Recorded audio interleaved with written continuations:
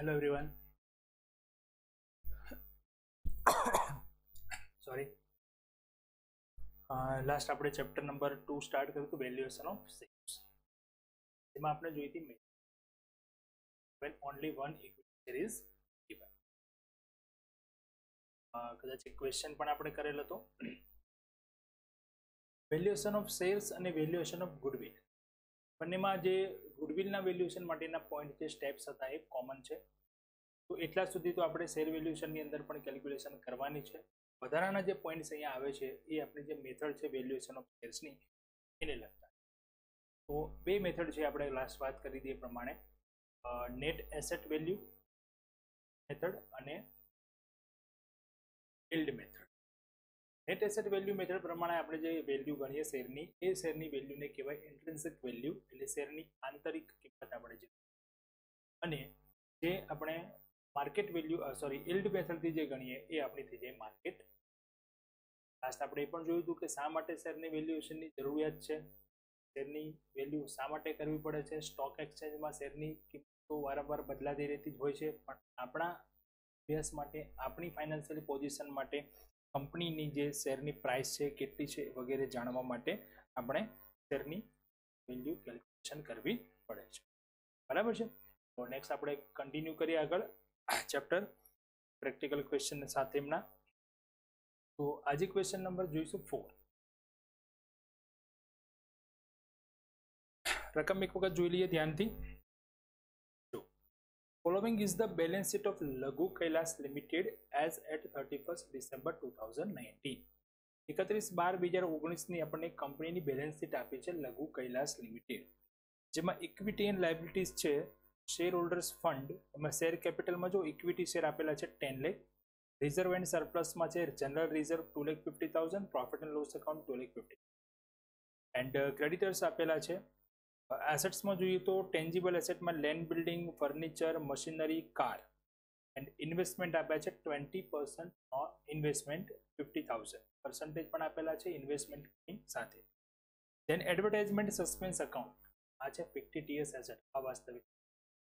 Current એસેટ્સમાં આપી તો stock, debtors અને બેંક બેલેન્સ.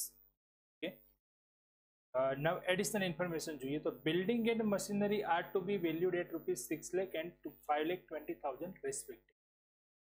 બિલ્ડિંગ અને મશીનરીની કિંમત નક્કી કરી છે 6 લાખ રૂપિયા અને 5,20,000. એ કિંમત જ લેવાની, માર્કેટ વેલ્યુ આપી છે પ્રમાણે. All investment are to be valued at 60% above cost.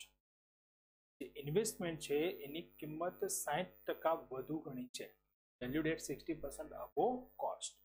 એની પડતર કિંમત છે એના કરતાં 60% વધુ ગણી છે. Depreciation on appreciated value of building and machinery is not to be considered for valuation of goodwill. ગુડવિલની ગણતરી કરતી વખતે જે એપ્રિસિએટેડ વેલ્યુ એટલે જે વધારો કરવામાં આવ્યો છે કિંમતમાં બિલ્ડિંગ અને મશીનરીની, એ વધારાની કિંમત પર વધારાનું ડેપ્રિસિએશન ધ્યાનમાં લેવાનું નથી, આવી સૂચના આપી છે. બરાબર. જો બિલ્ડિંગ આપણને આપી હતી 4 લાખ અને એની વધારાની કિંમત કરી છે 6 લાખ, તો જે ડિફરન્સ 2 લાખ રૂપિયા છે એના પર ઘસારો ધ્યાનમાં લેવાનો નથી, આવી કીધું છે સૂચના.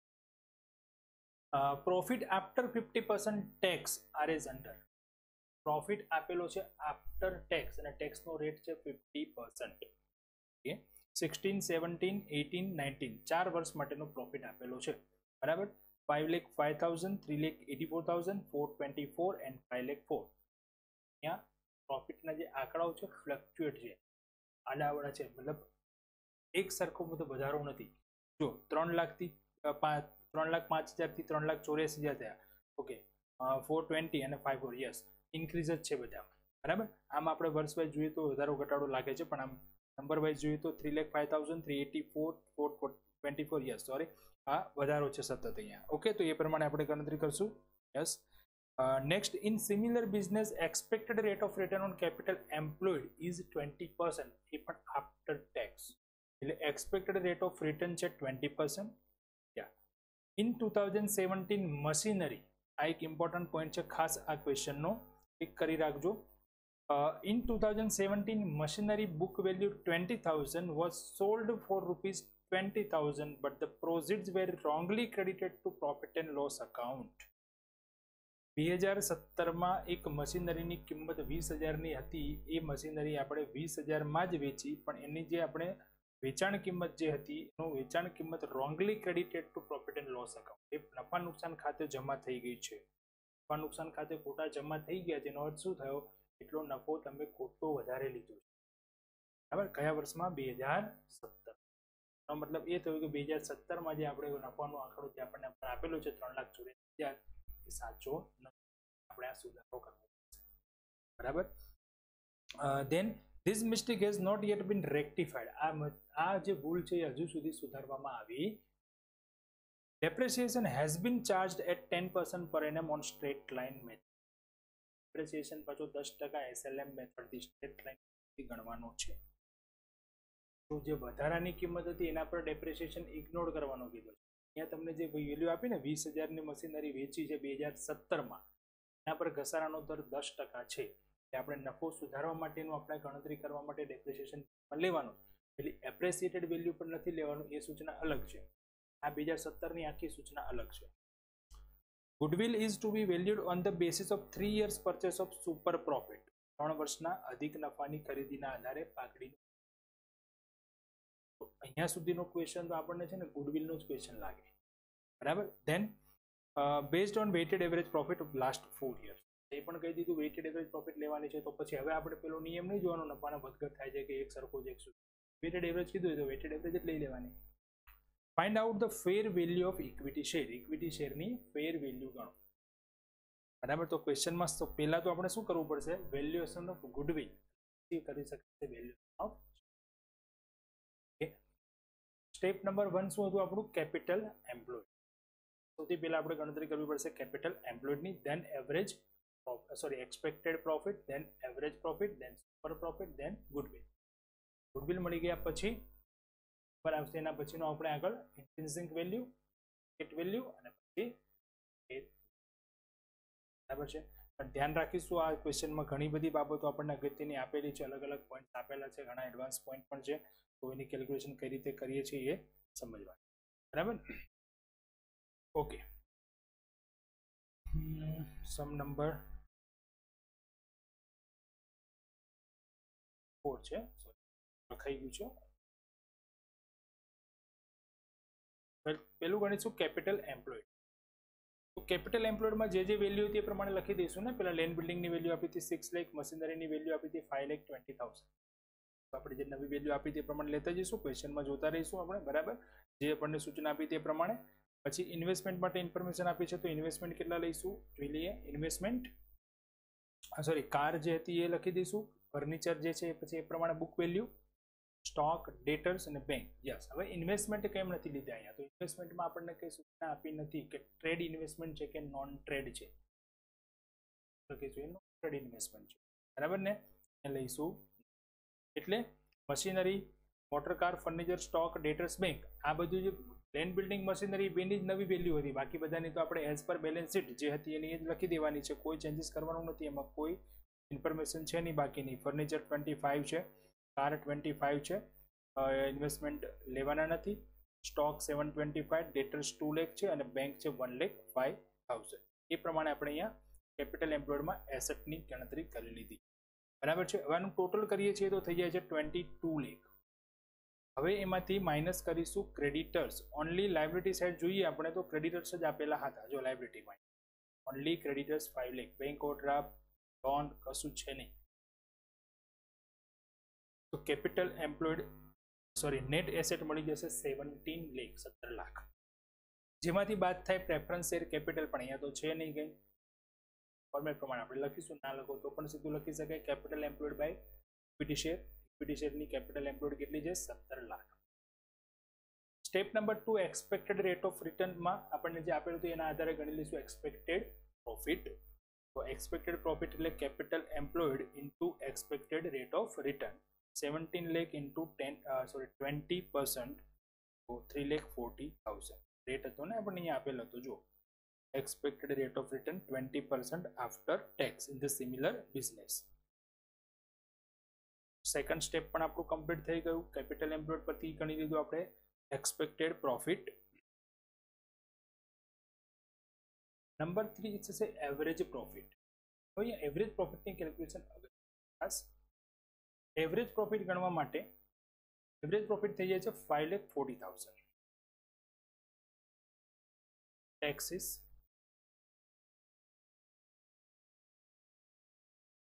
1 મિનિટ હું ગણતરી લખી લઉં પહેલા પછી સમજાવું.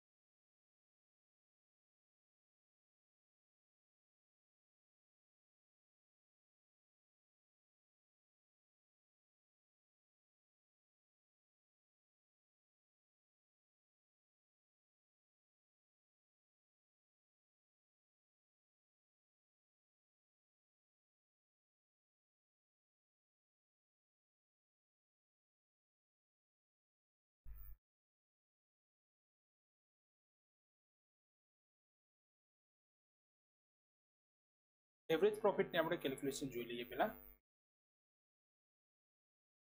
એવરેજ પ્રોફિટ અગત્યની કેલ્ક્યુલેશન છે ખાસ એવરેજ પ્રોફિટની આ ક્વેશ્ચન માટે. તો એવરેજ પ્રોફિટ માટે પહેલા તો જે ઇન્ફોર્મેશન આપી હતી એક વખત ક્વેશ્ચનમાં જોઈશું. ક્વેશ્ચનની અંદર જે આપણને એવરેજ પ્રોફિટ આપેલા હતા જો 4 વર્ષ માટેના 16, 17, 18, 19. હવે એમાં બધું જે પ્રોફિટ હતો કેવો હતો 50% ટેક્સ બાદ કર્યા પછીનો આફ્ટર ટેક્સ. બટ 2017માં એક મિસ્ટેક હતી, એક ભૂલ થઈ ગઈ હતી, એ આપણે હજુ સુધી સુધારી નથી. હવે એ ભૂલ શું હતી તો ફરી એક વખત જોઈ લઈએ શું હતી ભૂલ. 2017માં 20,000 રૂપિયાની બુક વેલ્યુ એટલે ચોપડે કિંમતવાળી એક જે મશીનરી જે વેચી હતી આપણે 20,000માં જ. But the proceed were wrongly credited to profit and loss account. Proceed એટલે એની વેચાણ કિંમત. એ વેચાણ કિંમત ભૂલથી આપણે સીધી નફા નુકસાન ખાતે જમા કરી. વેચાણ કિંમત જમા ના થાય, એમાં શું થાય પ્રોફિટ હોય તો જમા. અને 20,000 રૂપિયા એની બુક વેલ્યુ છે તો એના પર ડેપ્રિસિએશન ગણ્યો છે કે શું એ પણ આપણે ચેક કરવું પડશે. તો એ 17માં જે આપણે સુધારો કરીશું, 17નું જે ડેપ્રિસિએશનમાં આપણે મશીનનું ડેપ્રિસિએશન ગણી સુધારો કરીશું એટલે એની ઇફેક્ટ કદાચ 18, 19માં પણ થશે. તો શું કરવો પડે છે સુધારો પહેલાં એ જોઈ લઈએ, એટલે કે એની કેલ્ક્યુલેશન પહેલાં જોઈ લઈએ. 8, 9, 10, 11 સોરી અહીંયા વર્ષ રોંગ લખાઈ હશે. 18, 19, 20, 21 આવશે બરાબર. જે હતા એ આપણા નવા વર્ષ હતા એ કરેક્શન કરી દઈશું આપણે. ચલો આ પ્રમાણેનો પ્રોફિટ આપણને આપેલો છે બરાબર. હવે એમાં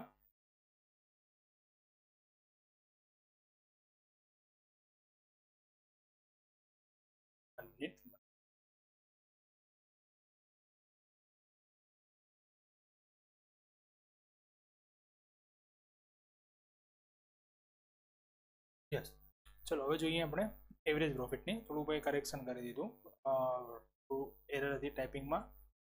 ચલો ચેક કરી લઈએ એવરેજ પ્રોફિટ.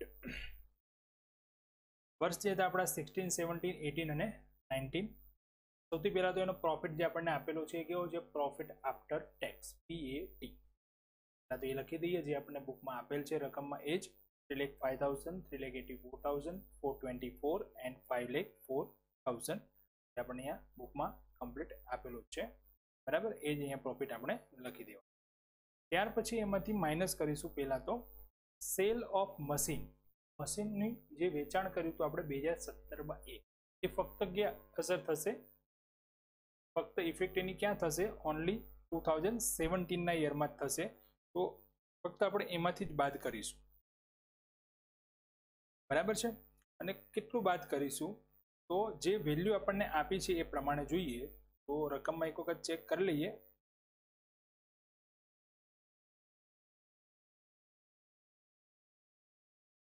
ઇન્ફોર્મેશન શું હતી ચલો જુઓ. book value of 20,000 was sold for 20,000 but the proceeds were wrongly credited to profit and loss account. This mistake has not yet been rectified. Depreciation has been charged at 10% per annum on line. બરાબર છે.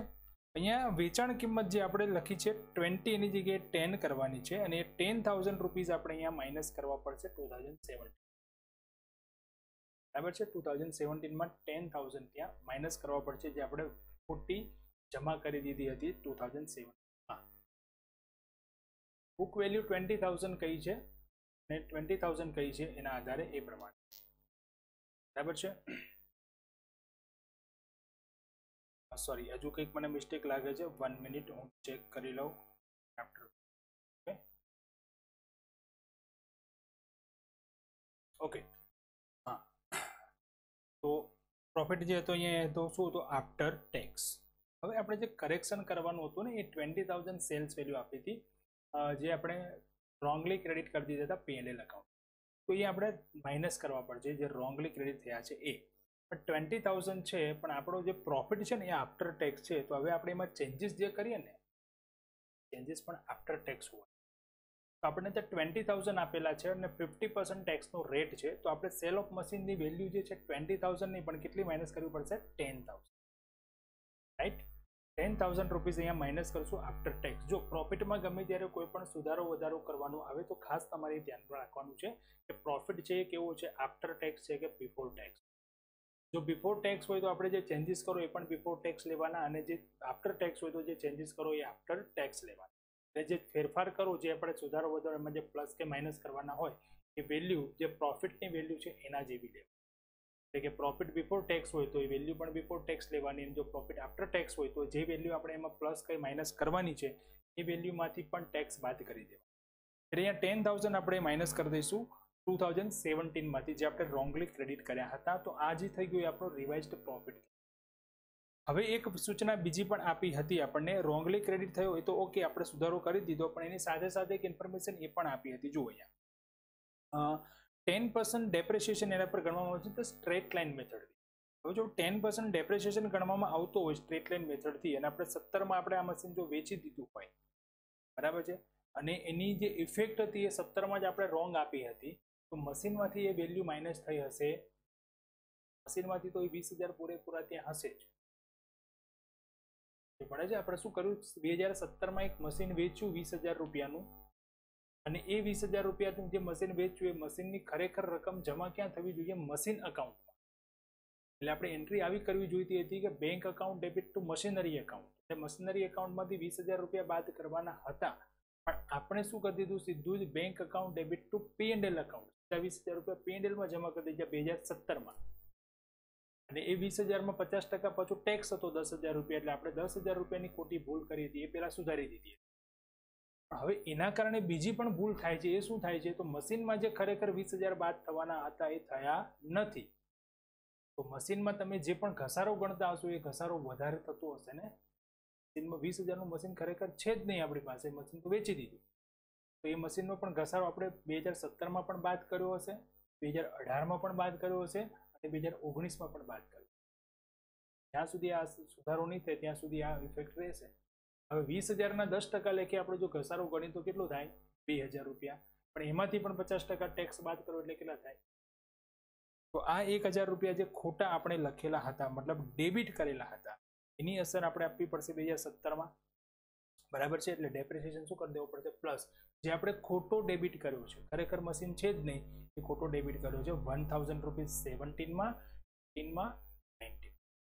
Clear થાય છે ને બધાને? દરેક ફરી ધ્યાનથી સમજો. અહીંયા એક મશીન 2017માં આપણે 20,000માં વેચ્યું. એ મશીન જે હતું એ મશીનને આપણે મશીન ખાતે જમા કરવાના બદલે નફા નુકસાન ખાતે જમા. નફો એટલો વધી ગયો 20,000 રૂપિયા, તો એ પહેલાં તો 20,000 રૂપિયા આપણે જે ખોટો નફો વધાર્યો છે એ બાદ કરવા પડે. પણ એ નફામાંથી એ આપણે પાછું જે વધારો કર્યો હતો એમાંથી આપણે ટેક્સ બાદ કરવાનો, કેમ કે આપણને જે પ્રોફિટ આપેલું છે એ કેવો છે આફ્ટર ટેક્સ. તો 50% ટેક્સ બાદ કરો એટલે 10,000 રૂપિયાનો નફો આપણે ત્યાંથી બાદ કરવો. 20,000 રૂપિયાનું મશીન જે ખરેખર વેચી દીધું છે, મશીનમાં એન્ટ્રી નથી થઈ, એટલા માટે મશીન પર ઘસારો પણ 20,000 પર વધારે ગણાઈ ગયો હશે જે ખોટો છે. તો 20,000 પર 10% લેખે ઘસારો ગણો એટલે 2,000 રૂપિયા થાય. એમાંથી 50% ટેક્સ બાદ કરો એટલે 1,000 રૂપિયા ટેક્સ થાય. તો 1,000 રૂપિયા બાદ કર્યા પછીનો જે ઘસારો આપણે 1,000 રૂપિયા વધે છે 1,000 રૂપીઝ, જે આપણે રોંગલી ડેબિટ કર્યો છે એ પાછો આપણે શું કરી દેવું પડે પ્લસ કરવો. રોંગલી ડેબિટ કર્યા હોય તો પ્લસ કરો, રોંગલી ક્રેડિટ કર્યા હોય તો માઇનસ કરો પ્રોફિટ. અહીંયા આપણે પ્લસ કરી દીધો. હવે 17માં આ મિસ્ટેક થઈ છે એન્ડ નોટ યેટ રેક્ટિફાઈડ, એવી પણ સૂચના આપી. અત્યાર સુધી આપણે રેક્ટિફાઈ કરી નથી. મતલબ જે આપણે ઘસારો બાદ કર્યો હતો એ 17માં પણ બાદ કર્યો હશે, 18માં પણ કર્યો હશે અને 19માં પણ કર્યો. તો 17માં પણ પ્લસ કરો, 18માં પણ પ્લસ કરો અને 19માં પણ. જે પેલો પ્રોફિટ હતો એ એક જ વર્ષમાં આપણે ખોટી ભૂલ કરી હતી એ લખી દીધું, પણ ઘસારાની ભૂલ તો દરેક વર્ષ, બરાબર છે. તો આ સુધારો વધારો કર્યા પછી આપણો રેક્ટિફાઈડ પ્રોફિટ થઈ ગયો 3,05,000, 3,75,000, 425 and 5,05,000. અને આપણને વેઇટેડ એવરેજ ફાઇન્ડ કરવાનું કીધું છે. તો આપણે વેઇટ મલ્ટીપ્લાય કરી દઈએ 1, 2, 3, 4. મલ્ટીપ્લાઇડ કરીએ વેઇટ તો મળી જશે અહીંયા 3,05,000, 7,50,000, 12,75,000. એ આ બધાનું કરી દઈશું ટોટલ. તો એવરેજ પ્રોફિટ આપણને મળશે weighted profit divided by weighted. 43,50,000 થઈ જશે આનો ટોટલ પ્રોફિટ, અને ડિવાઇડ બાય વેઇટ કરશું તો 10, એટલે આપણો એવરેજ પ્રોફિટ થઈ જાય છે 4,35,000. બરાબર છે. અને હવે આપણે આપણા ત્રીજા સ્ટેપમાં જતા રહીએ અહીંયા. તો આપણો જે એવરેજ પ્રોફિટ મળ્યો તો એ આપણે મળી ગયો અહીંયા 4,35,000.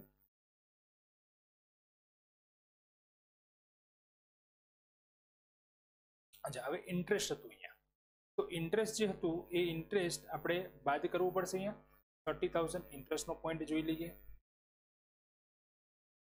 ઇન્ટરેસ્ટ અહીંયા આપેલું હતું, જો ઇન્વેસ્ટમેન્ટ 20% ઇન્વેસ્ટમેન્ટ હતું 50,000 પર. બરાબર. તો 50,000 ના 20% લખે આપણે ગણતરી કરીએ તો ઇન્ટરેસ્ટ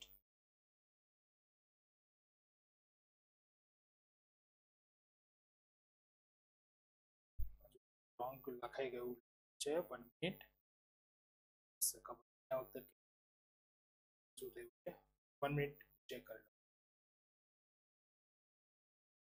ઓકે, કેલ્ક્યુલેશન અહીંયા જ હતી આપણી, એ થોડી રોંગ, બીજા ક્વેશ્ચનની કોઈ કેલ્ક્યુલેશન લખાઈ ગઈ હતી. ધેન ઓકે, ચલો અહીંયા આપણે જોઈ લીધું એવરેજ પ્રોફિટ 4,35,000. હવે એમાં આપણી પાસે અહીંયા નોન ટ્રેડ ઇન્વેસ્ટમેન્ટ પણ છે. આપણે જે કેલ્ક્યુલેશન કરી ત્યારે નોન ટ્રેડ ઇન્વેસ્ટમેન્ટ હતા ને, ક્વેશ્ચનમાં પણ આપ્યા હતા જો 10-20% ઇન્વેસ્ટમેન્ટ, જેના 50,000 રેટ પ્રાઇસ હતી અને 20% એના પર ઇન્ટરેસ્ટ હતું. તો એ ઇન્ટરેસ્ટ આપણે અહીંયા માઇનસ કરવું પડશે for the valuation of goodwill. તો માઇનસ કરીશું, અને પ્રોફિટ જે છે આફ્ટર ટેક્સ છે તો એમાંથી પણ ટેક્સ બાદ કરવો પડશે. તો 5,000 ટેક્સ બાદ કરીશું તો 5,000 ઇન્ટરેસ્ટ માઇનસ કરતા પછી આપણો એવરેજ પ્રોફિટ રહે છે 4,30,000. ઓકે, સ્ટેપ નંબર 3 આપણું થઈ ગયું average profit complete. Step number 1 થોડા પ્રોબ્લેમ છે ક્વેશ્ચનની અંદર, ટાઈપિંગ થોડી એરર થઈ ગઈ છે. ફરી એકવાર હું કહી દઉં છું અહીંયા. ચલો, કેપિટલ એમ્પ્લોયડ આપણે ફાઇન્ડ કરી, જેસ પર આપણે લેન્ડ બિલ્ડિંગ 6 લાખ, મશીન 520 આપેલા હતા, આપણે લખી લીધા. Car, furniture, stock, ડેટર્સ and banks as it is આપણે જે લેવાના હતા એ જ. ધેન ક્રેડિટર્સ આપેલા હતા લાઇબિલિટીઝમાં, તો નેટ એસેટ મળી ગઈ 17 લાખ. પ્રેફરન્સ શેર કેપિટલ નથી એટલે 17 લાખ આપણી થઈ ગઈ કેપિટલ એમ. ધેન 17 લાખ ઇન્ટુ 20% રેટ આપ્યો તો આપણને એક્સપેક્ટેડ રેટ ઓફ રિટર્નનો એ થઈ ગયો 3,40,000. એવરેજ પ્રોફિટમાં આપણે કેલ્ક્યુલેશન કરી, દરેકનો પ્રોફિટ આપણને આપેલો હતો 16, 17, 18, 19, પણ એમાં 17ના પ્રોફિટમાં આપણે એક મસ્ત જે ભૂલ કરી હતી એ આપણે બાદ કર્યું. ટોટલ 10,000 રૂપીઝ એની જે આપણે ભૂલ હતી એ માઇનસ કરી. ત્યાર પછી એના પર જે ડેપ્રેશિએશન જે આપણે રોંગ ગણેલો, આપણે 17, 18, 19 3 વર્ષમાં સતત ભૂલ કરી છે તો આપણે પ્લસ કર્યો. વેઇટેડ પ્રોફિટ ગણવા માટે આપણે વેઇટ એડ કર્યા. ત્યાર પછી જે પ્રોફિટ મળ્યું એ પ્રોફિટ ઇન્ટરેસ્ટની જે આપણે બાદ કર્યા, પ્રોફિટ મળ્યો 4,30,000.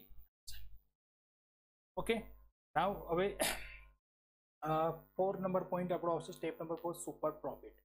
સિમ્પલ છે, ફોર્મ્યુલા પ્રમાણે ગણવાનું છે. Average profit minus expected profit 4,30,000 minus 3,40,000, તો મળી જશે 9. અને ત્યાર પછી આપણને મળશે ગુડવિલ. ગુડવિલ મળશે super profit into number of years. તો નંબર ઓફ યર્સ આપણને અહીંયા કહેલા જ હતા 90,000 ઇન્ટુ 3 યર્સ આપણને. તો પ્રોફિટ ગુડવિલ થઈ જાય છે 2,07. ઓકે, તો અહીંયા સુધી તો આપણે વેલ્યુએશન ઓફ ગુડવિલના ક્વેશ્ચન પ્રમાણે એના સ્ટેપ બાય સ્ટેપ જે હતા એના પ્રમાણે જ વેલ્યુ આપણે કરીશું. હવે આપણે વેલ્યુએશન કરવાની છે શેર્સની. તો શેર વેલ્યુએશન કરવા માટે સ્ટેપ નંબર 6 ઇન્ટ્રિન્સિક વેલ્યુ. પહેલાં આપણે ગણીશું ઇન્ટ્રિન્સિક વેલ્યુ, એની ફોર્મ્યુલા જોઈએ. ફોર્મ્યુલા શું છે ઇન્ટ્રિન્સિક વેલ્યુની? Net asset divided by number of equity. હવે અહીંયા ગણતરી શેની કરવી પડશે? નેટ એસેટની અને ઇક્વિટી શેર. એટલે નેટ એસેટની કેલ્ક્યુલેશન સમજી લઈએ. તો નેટ એસેટ અહીંયા આપણે ગણીશું તો કેપિટલ એમ્પ્લોયડ જે હતી એ કેપિટલ એમ્પ્લોયડમાં પ્લસ કરી દઈશું ગુડવિલ, જે આપણે ગુડવિલ ગણીએ એટલે 2,70,000 ગુડવિલ પ્લસ થઈ જશે. નોન ટ્રેડ ઇન્વેસ્ટમેન્ટ આપણે જે લખ્યા હતા આપેલા હતા આપણને 50,000, જે આપણે ગુડવિલની કેલ્ક્યુલેશન વખતે કેપિટલ એમ્પ્લોયડમાં લીધા હતા નહીં, તો એ પણ અહીંયા પ્લસ થઈ જશે. Yes, 5 lakh plus 30,000. હવે જે નોન ટ્રેડ ઇન્વેસ્ટમેન્ટ જે હતા એ કઈ રીતે? તો 50,000 તો ઓલરેડી હતા જ, અને આપણને સૂચના આપી હતી, જો ક્વેશ્ચનમાં અહીંયા આપણને ઇન્ફોર્મેશન હતી all investment are to be valued at 60% above cost. ઇન્વેસ્ટમેન્ટની વેલ્યુ જે છે એ છે એના કરતાં 60% વધુ ગણવાની. તો હતા 50,000 એમાં 60% બીજા પ્લસ કરવા 30,000 પ્લસ થશે. ઇન્ટરેસ્ટ તો એની ફેસ વેલ્યુ પર 50,000 પર જ ગણાય, 80,000 પર નહીં. ઇન્ટરેસ્ટ ગણતી વખતે તો આપણે 50,000 જ લેવાના હતા, તો 50,000 જ લીધા બરાબર. ઇન્ટરેસ્ટ ગણતી વખતે 80,000 નહીં, પણ જ્યારે નેટ એસેટની કેલ્ક્યુલેશન કરો ત્યારે તમારે બધી જ મિલકતોની નવી વેલ્યુ લેવી પડે. તો અહીંયા ઇન્વેસ્ટમેન્ટ પણ થઈ જશે 80,000 બરાબર. એન્ડ કોલિન એરિયાઝ હોય તો માઇનસ થાય, સોરી પ્લસ થાય, પણ એવું તો કંઈ છે નહીં અહીંયા. તો ટોટલ નેટ એસેટ મળી ગઈ 20,50,000. નંબર ઓફ શેર આપણને અહીંયા ક્વેશ્ચનમાં આપેલા જ હતા, આપણે ક્વેશ્ચનમાં ગણવાની કોઈ જરૂર નથી. ટોટલ અહીંયા 10 લાખ રૂપીસ હતા શેર કેપિટલ અને 100 રૂપીસ એની પ્રાઇસ હતી. ઇન્ટરેસ્ટથી મલ્ટીપ્લાય કરીએ, ડિવાઈડ કરીએ સોરી, તો 10,000 થઈ જશે number of equity. Intrinsic value મળી ગઈ 205. સેકન્ડ કઈ ગણીશું હવે? Market value. Rate of dividend divide by expected rate of return into 100. તો અહીંયા રેટ ઓફ ડિવિડન્ડ ખબર પડશે. એક્સપેક્ટેડ રેટ ઓફ રિટર્ન તો આપેલું જ હતું. રેટ ઓફ ડિવિડન્ડ 43.5% આવે છે. કઈ રીતે? ચલો ગણતરી જોઈએ. રેટ ઓફ ડિવિડન્ડ શું કરવાનું છે? અહીંયા net profit divided by equity share capital. Net profit into divided by equity share capital into 100. તો નેટ પ્રોફિટ એટલે આપણો એવરેજ પ્રોફિટ જે આવ્યો હતો એ બિફોર ઇન્ટરેસ્ટ, એટલે આપણું ઇન્ટરેસ્ટનું એડજસ્ટમેન્ટ કર્યા પહેલા આફ્ટર ટેક્સ હોવો જોઈએ. ચેક કરી લઈએ પરિવાર આપણે ઇન્ટરેસ્ટ પ્રોફિટની કેલ્ક્યુલેશન. પ્રોફિટ આપણો અહીંયા જે આવ્યો આ પ્રોફિટ કેવો હતો? After tax. આપણે એડજસ્ટમેન્ટ કર્યા પછી એવરેજ પ્રોફિટ ગણ્યો 4,35,000. ઇન્ટરેસ્ટ બાદ કર્યું નોન ટ્રેડ ઇન્વેસ્ટમેન્ટનું, ટેક્સ બાદ કર્યું એમાંથી, પણ તેના માટે આ ગુડવિલ માટે, શેર માટે નહીં. શેર માટે તો પ્રોફિટ કેટલો થશે? 435. શેર માટે આપણે નોન ટ્રેડ ઇન્વેસ્ટમેન્ટ, ટ્રેડ ઇન્વેસ્ટમેન્ટની આપણે ગણતરી કરવાની હોતી નથી, ધ્યાનમાં નથી લેવાના હોય. એટલે આપણે નેટ એસેટ ગણીએ ત્યારે પણ આપણે પાછા શું કરીએ? નોન ટ્રેડ ઇન્વેસ્ટમેન્ટ પ્લસ કરી દઈએ. તો અહીંયા પણ જ્યારે પ્રોફિટ લઈએ ડિવિડન્ડની ગણતરી કરવા માટે, તો ત્યારે પણ પ્રોફિટ કેવો લેવાનો? બિફોર ઇન્ટરેસ્ટની એડજસ્ટમેન્ટ બરાબર છે. ઇન્ટરેસ્ટની આપણે ઇફેક્ટ આપીએ પહેલાનો, એટલે કે 4,35,000 ક્લિયર. ઓકે, તો અહીંયા 435 ડિવાઇડેડ બાય 10 લાખ એટલે 43.5% થઈ જશે ડિવિડન્ડ.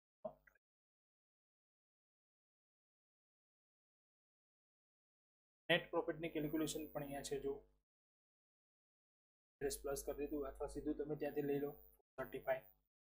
ઓકે, ચલો બંને વેલ્યુ મળી ગઈ. હવે ઇન્ટ્રિન્સિક વેલ્યુ પણ મળી ગઈ, માર્કેટ વેલ્યુ પણ મળી ગઈ. હવે આપણે શું ગણવાનું છે?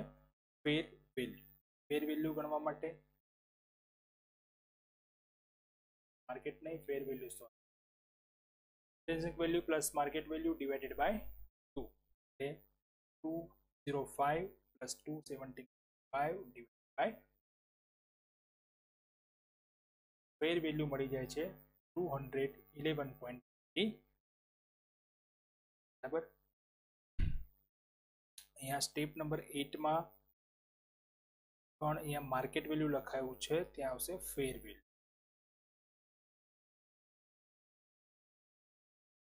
ઓકે,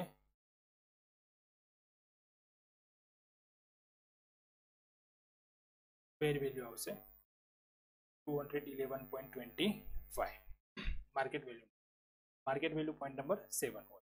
ઓકે, તો અહીંયા શેર વેલ્યુએશન માટે આપણે પહેલા ગુડવિલ વેલ્યુએશન જે કરતા હતા એ તો કરવાનું છે, સાથે એના પછી આપણે પોઈન્ટ નંબર સ્ટેપ નંબર 7 ને સ્ટેપ નંબર 8, 6, 7, 8 આ ત્રણ જ પોઈન્ટ નવા આવે છે.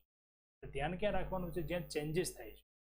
ગુડવિલની વેલ્યુએશન કરતી વખતે નોન ટ્રેડ ઇન્વેસ્ટમેન્ટ ધ્યાનમાં લેવાના હોતા નથી, એટલે આપણે જો કેપિટલ એમ્પ્લોયડ ગણીએ ત્યારે નોન ટ્રેડ ઇન્વેસ્ટમેન્ટ લેવાના નહીં, પણ શેર વેલ્યુએશન માટે નોન ટ્રેડ ઇન્વેસ્ટમેન્ટ લેવાના. તો ફરી બાજુ નેટ એસેટ ગણીએ ત્યારે કેપિટલ એમ્પ્લોયડમાં આપણે પ્લસ કરી દેવાનું બરાબર. એક જ ઇક્વિટી શેર અહીંયા આપેલા છે, એવી મેથડ આપણે કરીએ છીએ, અહીંયા કંઈ પ્રેફરન્સ શેરનો કોઈ પ્રોબ્લેમ આવતો બરાબર છે. પ્રેફરન્સ શેર સાથે પણ જ્યારે આવશે ત્યારે પ્રેફરન્સ શેરની વેલ્યુ અલગ થાય, ઇક્વિટી શેરની વેલ્યુ અલગ થાય. એ ટાઈપના ક્વેશ્ચન હવે આપણે નેક્સ્ટ આગળ જોઈશું બરાબર. પહેલાં આપણે એક મેથડ જોઈએ. ક્વેશ્ચન હજુ છે એ લીધા પછી આપણે બે ઇક્વિટી શેર આપેલા હોય, પૂર્ણ ભરપાઈ શેર આપેલા હોય, પૂર્ણ ભરપાઈ શેર હોય, એક શેર પૂર્ણ ભરપાઈ હોય, એક શેર અપૂર્ણ ભરપાઈ કઈ રીતે કરે એ ટાઈપના. ઠીક છે. વર્કમાં અત્યારે તમારે આ વીકમાં આજ જે આપણે એક લાસ્ટ મેથડ ચલાવી અને આજે 2 ક્વેશ્ચન કર્યા એના એક ક્વેશ્ચન તમારે રિપીટ કરવાના છે અને બરાબર થઈ બરાબર છે. નેક્સ્ટ પછી આપણે આગળ નવા ક્વેશ્ચન જોઈએ. તો ફ્રેન્ડ્સ થેન્ક યુ.